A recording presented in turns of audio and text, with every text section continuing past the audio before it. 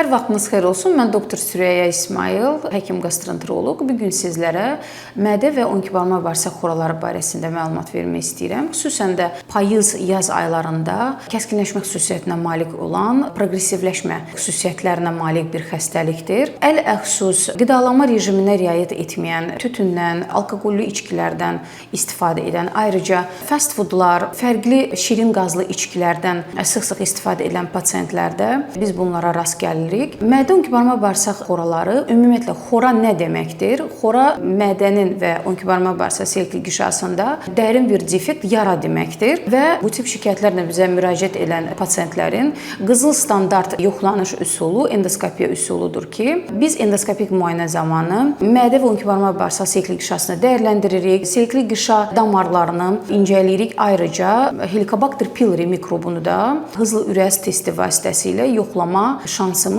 olur və testi yoxladıqdan sonra artıq müalicənin növbəti taktikası müəyyən olunur. Diqqətiniz üçün təşəkkür edirəm.